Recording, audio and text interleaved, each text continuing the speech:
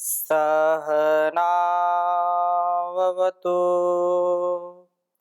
सहनौ भुनक्तु सह वीर्यं करवावहै तेजस्विनावधीतमस्तु मा विद्विषावहै। ओम शांति शांति शांति। वैदिक जीवन पद्धति की इस कक्षा में पुनः आप सभी का हार्दिक स्वागत है, अभिनंदन है।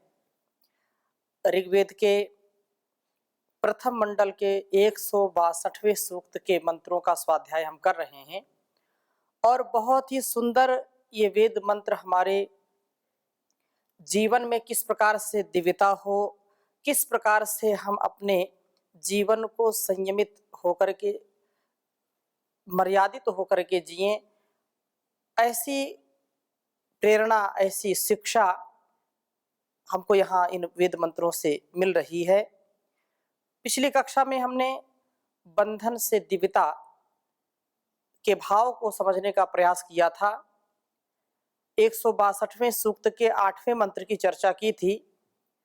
आज उस परम पिता परमेश्वर से प्रार्थना करते हुए हम सदा शुभ कर्मों में ही लगे रहें, कर्म ही हमारे स्वधर्म का मर्म हो। शुद्ध ज्ञान, शुद्ध कर्म, शुद्ध उपासना से हमारी प्रत्येक कार्य प्रणाली में दिव्यता का आधान करके हम इसको कर सकें, ऐसा सामर्थ्य दे। तो बहुत ही सुंदर वेद मंत्र है। हम प्रथम इसको लिखते हैं, फिर इसकी चर्चा करते हैं आपके समक्ष। ओम यदश्वस्य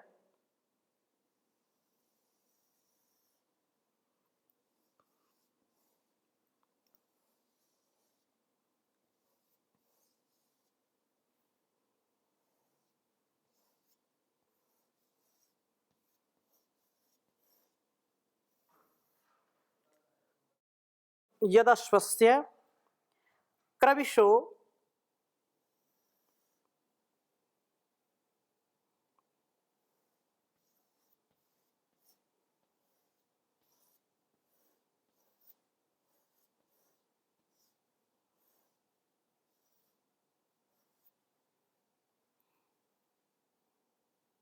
मक्षिकास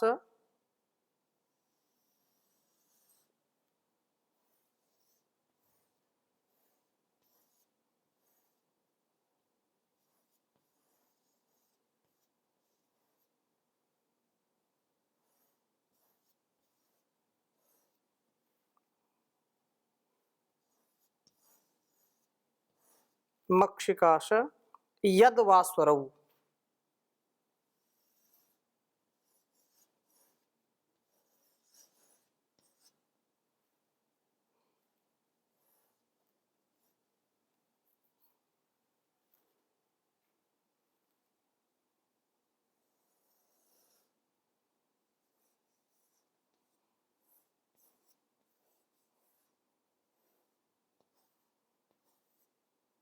यद्वा स्वरौ स्वधितौ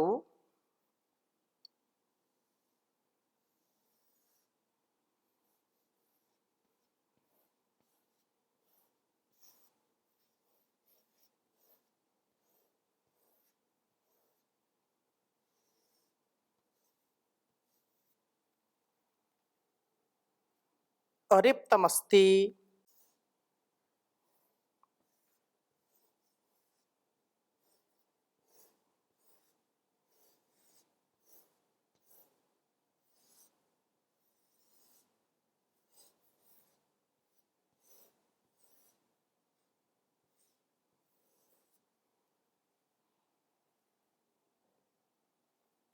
यद्धस्तयोः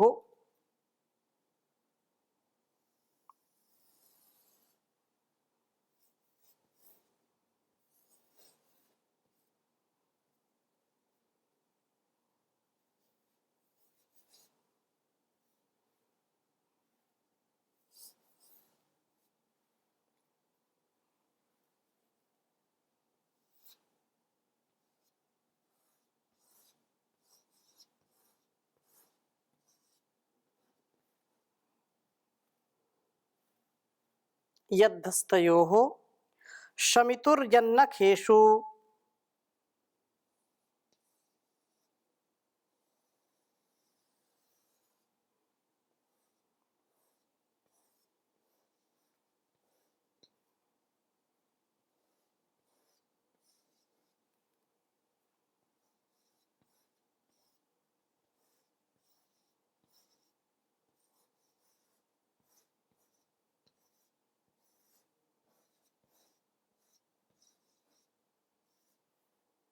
सर्वाताते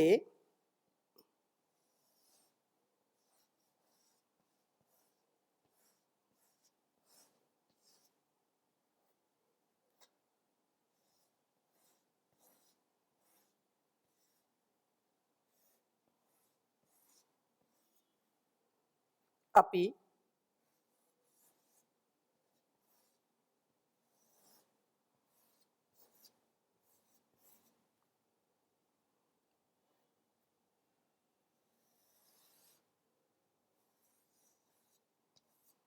देवेष्वस्तु।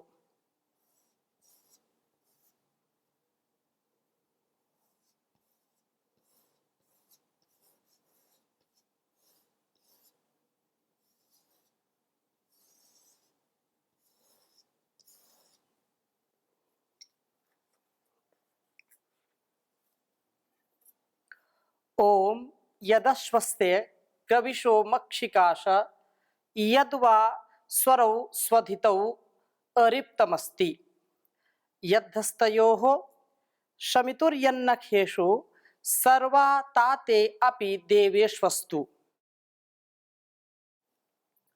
ओम यदश्वस्य क्रविशो मक्षिकाश यद्वा स्वरौ स्वधितौ रिप्तमस्ति यद्वस्तयोः शमितुर्यन्नखेषु सर्वाताते अपि देवेष्वस्तु।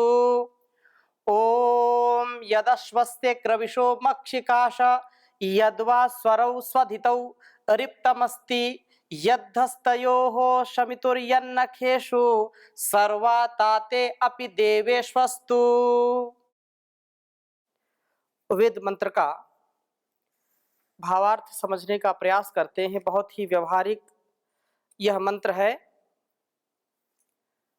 कहा कि यदश्वस्य, जब अश्वस्य सदा कर्मों में व्याप्त रहने वाले इस क्रविशः क्रवि हिंसायाम वासनाओं का संहार करने वाले व्यक्ति के समय को मक्षिका जो धन संचय आशा अर्थात खा लेता है। कहने का आशा है कि इसका बहुत सा समय सांसारिक आवश्यकताओं की पूर्ति के लिए आवश्यक धन की प्राप्ति में खप जाता है और बचा हुआ समय यत्वा यदि निश्चय से स्वरौ शब्द शास्त्र के अध्ययन में बीतता है। स्वर व्यंजन और ये सारा जो व्याकरण शास्त्र है या शब्द ज्ञान है, शब्द भंडार करना, इसमें समय अध्ययन में बीतता है तथा उससे भी बचे समय में स्वधितौ आत्म तत्व के धारण में रिप्तम अर्थात लिप्तम लगाव अस्ति है। शमितुः वासनाओं को शांत करने के लिए इस पुरुष का यत जो हस्तयोः हाथों में कर्मणे हस्तौ विसृष्टौ अर्थात हस्त साध्य कार्यों में लगाव है। मुख्य कार्य को करने के बाद यह किसी उपकार्य में व्यापृत अर्थात जो अन्य कार्य हैं अन्य कार्यों में लगा रहता है। यदि नखेषु छिद्रों जो छिद्र हैं उन छिद्रों में इसका लगाव नहीं हुआ अर्थात यह दोष कर्मों से व्यापृत नहीं होता, दोष युक्त कर्मों में लगाव नहीं रखता, तो सर्वाते वे सब बातें तेरे देवेश्वपी अस्तु दिव्य गुणों को उत्पन्न करने वाली हूँ। खाली होना ही अवगुण है। खाली होना मतलब खाली मन शैतान का घर कहते हैं। तो इस कारण से न यह खाली होता है और न अवगुणों का आधार बनता है। मंत्र में जो बात कही है कि अनेक प्रकार से जब हम अपने आप को व्यस्त रखते हैं, कार्यों में लगे रहते हैं, चाहे वह शारीरिक उन्नति का कार्य हो, चाहे धन संचय का कार्य हो, चाहे ज्ञान की वृद्धि का कार्य हो, शब्द शास्त्र का, व्याकरण शास्त्र का, दर्शन शास्त्र का अध्ययन अध्यापन हो, वेद आदि शास्त्रों का अध्ययन हो, जब अन्य कार्यों के लिए, अनावश्यक कार्यों के लिए समय नहीं रहेगा, हम इतने व्यस्त रहेंगे शुभ कर्मों में, तो यह मन हमारा अलग अलग जो विषय हैं उधर नहीं भटकेगा, उधर नहीं जाएगा और हम अपने आप को सुंदरता से, दिव्यता से, परिपूर्णता से युक्त कर लेंगे। यदि थोड़ा सा भी अवकाश मिलता है, हम इन कर्मों को, जो वेदोक्त कर्म है, उनको नहीं करते हैं, दिव्य गुणों से, देवेष्वपि अस्तु जो कहा, दिव्य गुणों को उत्पन्न यदि करना है तो सतत पुरुषार्थ में लगे रहें। परम पूज्य श्री स्वामी जी महाराज जो विशेष रूप से इस पर बल देते हैं कि विकल्प रहित संकल्प और उसके लिए अखंड प्रचंड पुरुषार्थ। एक बार भी जिस कार्य को हम कर रहे हैं उसमें अश्रद्धा ना हो। अश्रद्धा यदि हमारी मन में एक बार भी दरवाजा खटखटाती है तो इसका मतलब कहीं ना कहीं संशय उत्पन्न हो जाता है, और संशय आत्मा विनश्यति। जब संशय हुआ किसी कार्य को करने में तो संशय से फिर अनेक दोष उत्पन्न हो जाते हैं। इस दृष्टि से हम इन आत्म तत्व के धारण में आत्म विजेता बनने के लिए स्वधितौ अपने आत्म रत रहें, आत्म कल्याण के लिए सदा लगे रहें। इस प्रकार से वासनाओं को शांत करने वाले जो व्यक्ति होते हैं वे कभी भी पतित नहीं होते हैं, कभी भी वह इधर उधर नहीं भटकते हैं।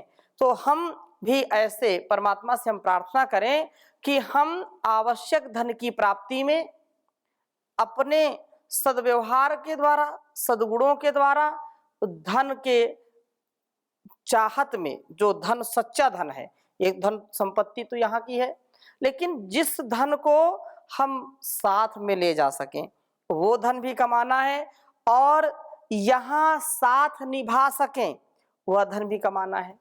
तो धन हमारे लिए साधन का रूप हो, नहीं तो यह साधन के रूप में ना होकर के हमारी बाधा बन जाता है और व्यक्ति फिर विनाश को प्राप्त होता है। अतः वेद मंत्र हमको यह शिक्षा देता है कि शुद्ध धर्मयुक्त कमाई हम करें, धन भी हमारा कैसा हो, पाप से रहित हो। धन जो हम कमाएं उसमें लगे रहें, लेकिन सतत मन को लगाएं अलिप्त भाव से। लिप्त मतलब आसक्ति पूर्वक ना लगाएं उसको।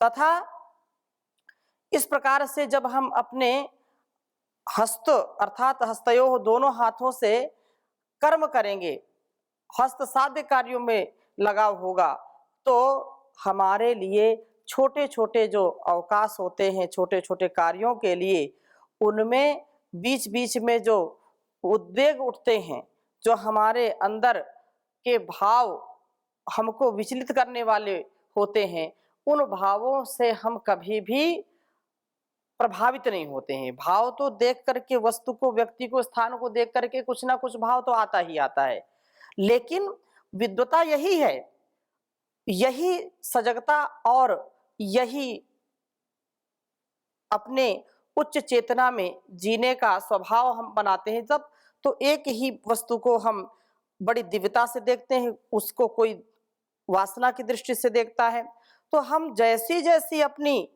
दृष्टि दिव्यता से बनेंगे तो वैसी हमारी सृष्टि बनती जाएगी। एक व्यक्ति उसी में काम देखता है, एक व्यक्ति उसी में राम के दर्शन करता है। तो वासना से युक्त होकर के हम कोई भी कामना ना करें, बल्कि उपासना से हम सदा अपने आप को साध करके रखें। उपासना से हम प्रत्येक कार्य को सिद्ध करने वाले बने, तो धन की प्राप्ति भी अच्छे साधनों से करें, स्वाध्याय में लगे रहें, ध्यान में लगे रहें, किसी उपयोगी उपकार्य में लगे रहें। और अलग अलग छोटे छोटे जो कार्य बीच बीच में आते हैं, कई इतने लोग दीवाने होते हैं अनावश्यक कार्यों के कि कितना भी आवश्यक कार्य हो उसको छोड़ करके वो ताश पत्ते ही खेलते रहते हैं और पूरा दिन उनका व्यतीत हो जाता है। वेद बिल्कुल निषेध करता है ऐसे कार्यों को जो हमारे लिए अनुत्पादक कार्य हैं, जो हमारे जीवन को और इस जगत को, अपने कल्याण को और जगत के कल्याण को जो नहीं होने देते हैं, जो बाधक बनते हैं, ऐसे तत्वों से बचना चाहिए। कुछ लोग झगड़ा करते रहते हैं, कुछ लोग अनावश्यक निंदा और स्तुति में लगे रहते हैं, उनका ये स्वभाव बन जाता है। कितना भी महत्वपूर्ण कार्य हो उसको वो नहीं करते, छोड़ देते, ठीक है कल कर लेंगे, परसों कर लेंगे, और ऐसे वो बढ़ाते रहते हैं। लेकिन जहां पर निंदा, स्तुति, राग द्वेष की बातें होंगी, चुगली जहां पर होगी, वहां पर दोष दर्शन जहां पर होगा, पर छिद्र दर्शन जहां होगा, उनको उनमें बड़ी रुचि आती है और वो बड़ा रस लेकर के उसको जो है बड़ा महिमा मंडन करते हैं, उसमें अपनी ओर से भी कुछ आहुतियां देते रहते हैं। तो ये जो स्वभाव है, इस स्वभाव से हमको बचना चाहिए। ईर्ष्या द्वेष के स्वभाव से बचना चाहिए। इससे हमारा स्वभाव भी खराब होता है, संस्कार खराब होते हैं और लोक में हमारी भी निंदा होती है। लोक में हमको लोग विश्वास पात्र नहीं मानते हैं, हम निंदा के पात्र बन जाते हैं। तो इस दृष्टि से हम इन कार्यों को, जो दोष युक्त कार्य हैं, उन दोष युक्त कर्मों में कभी ना लगे, कभी उनके पास पहुंचे नहीं, कभी उनके पास फटके नहीं, और ये दोष युक्त कर्म हमारे मन में भी कभी ना उत्पन्न हो। ऐसी मनोदशा से, ऐसी मनोभावना से, मनोकामना से हमको आगे बढ़ना चाहिए। यही दिव्य गुणों की प्राप्ति का एक मार्ग है। वरना जो खरपतवार है वो तो अपने आप उगने लगता है। अपने आप अच्छे से अच्छे खेत में, अच्छे से अच्छे किसान के, मेहनती पुरुषार्थी किसान के खेत में भी थोड़ा सा भी यदि उसने प्रमाद किया तो अपने आप उसकी खेत में इतने प्रकार के जो विजातीय तत्व हैं, जो अनावश्यक खरपतवार हैं, फसल को दबाने वाले खरपतवार हैं, वो उग आते हैं और वो समय से नष्ट नहीं करते तो फसल को नष्ट कर देते हैं। ऐसे ही हम जिस मुख्य कार्य के लिए जन्म लिए हैं, जो हमारा स्वधर्म है, स्वकर्तव्य है, हम अपने अभ्युदय निश्रेयस की प्राप्ति के लिए, भोग और अपवर्ग के लिए, प्रेय और श्रेय के लिए जो कर्तव्य परमात्मा की ओर से सुनिश्चित किया गया है, और इस संसार में, इस परिवार में जो मेरी भूमिका है, उस भूमिका को बहुत ही सजगता के साथ और पूर्ण पुरुषार्थ के साथ करना चाहिए। चाहे कोई पति का, पत्नी का, भाई का, बहन का, माता का, पिता का, गुरु का, आचार्य का, मित्र का, किसी का भी उत्तरदायित्व, जो उत्तरदायित्व है, उनको बड़ी सादगी के साथ, उत्साह के साथ निर्वहन करने का प्रयास करना चाहिए। और उसी में आनंद है, उसी में आनंद है, और वो कर्तव्य परायणता हमको परमानंद की ओर ले जाती है। सेवा से साधना की ओर हम जाते हैं। सेवा, साधना और सुमिरन, तीन बातों पर विशेष बल दिया जाता है कि सुमिरन करें उस परमपिता परमेश्वर का, और उससे यदि हम अच्छे संबंध बनाना चाहते हैं, उससे यदि हम भक्ति पूर्वक अपने आप का उत्साहवर्धन करना चाहते हैं, तो इससे बढ़कर के कोई उपाय नहीं। क्योंकि खाली मन शैतान का घर, एक क्षण के लिए भी इसको खाली छोड़ दिया तो ये पता नहीं कहां से कहां लेकर के गिरा देता है जाकर। अतः दोषों से हम बचें, दोष युक्त कर्म ना करें, कभी भी मन में छल, कपट, ईर्ष्या, द्वेष, दंगा की जो भावना है वो नहीं होनी चाहिए। हमारे जीवन में प्रभु की भक्ति हो और प्रभु की आज्ञा के पालन में हमारी प्रवृत्ति हो, तब जाकर के इन दोषों से हमारी निवृत्ति होती है। तो पूर्ण प्रवृत्ति में पूर्ण निवृत्ति, पूर्ण निवृत्ति में पूर्ण प्रवृत्ति, अनकंप्लीट नहीं, complete attachment with complete detachment in person, in place, in thing. व्यक्ति, वस्तु और स्थान में हमारी जो अज्ञानता से युक्त जो आसक्ति वो नहीं होनी चाहिए, अज्ञान मूलक जो इच्छाएं हैं वो नहीं होनी चाहिए। हम विवेक पूर्वक इन सभी पदार्थों में जब ऐसा निर्वहन करेंगे तो जीवन हमारा बहुत ही सुंदर बनेगा। इसलिए कहा कि यत्नखेसु, छिद्रों में इसका लगाव नहीं, अर्थात यह दोष युक्त कर्मों में कभी व्यापृत नहीं होता है। सर्वाते, वे सब बातें तेरे देवेश अपि अस्तु, दिव्य गुणों को उत्तम करने वाली हो। खाली होना ही अवगुणों की उत्पत्ति का कारण बनता है, इसलिए खाली न रहें। अच्छा, कुछ लोग फिर ऐसे बोलते हैं कि भरे बैठे हैं, ये हम बहुत दिन से भरे बैठे हैं। तो खाली होने, भरे होने का मतलब यहाँ पर क्या आशय है? आशय ये है कि तस्य वाचकः प्रणवः तज्जपस् तदर्थ भावनम। जो ईश्वर प्रणिधान है उसको हम सदा सर्वदा उसका सुमिरन करते रहें, और जो कुछ भी हम कर्म करते हैं उसके अर्पण करते रहें। तो अर्पण हमारा किया हुआ और हमारा जो समर्पण है, अनकंडीशनल सरेंडर है, उससे हमारे अंदर की दिव्यता सदा बढ़ती रहती है। और यह कार्य कहना सुनना तो होता ही है, लेकिन थोड़ा सा कोई जीना आरंभ कर दे तो जीवन में कितना आनंद है, कितना आनंद है कि बाहर का जो आकर्षण है हमको कभी खींच नहीं सकता है।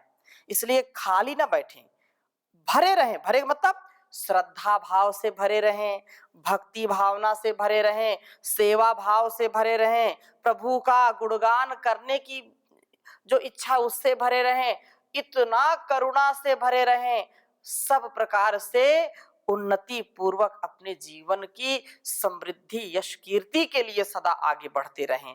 और यह जो भाव है देश की भावना से, जो भरा नहीं है भावों से, बहती जिसमें रसधार नहीं, हृदय नहीं वह पत्थर है जिसमें स्वदेश का प्यार नहीं, जिसमें स्वदेश का प्यार नहीं। तो हम भक्ति भाव से भरे रहें, राष्ट्र प्रेम की भावना से भरे रहें, माता पिता की भक्ति से भरे रहें। तो ये भाव हमारा जब हम भरे रहेंगे तो कोई चीज हमारे अंदर आएगी नहीं। खाली होंगे तो कुछ ना कुछ तो आएगा ही आएगा, और पहले से हम भरे हैं, दिव्य गुणों से भरे हैं, तो अशुभ अवगुण हमारे अंदर नहीं आएंगे। ये बात है। और परम पिता के प्यार से भरे रहें, इतना प्यार वो देता है संसार का कोई भी माई का लाल दे नहीं सकता। इसलिए उसकी भक्ति करें।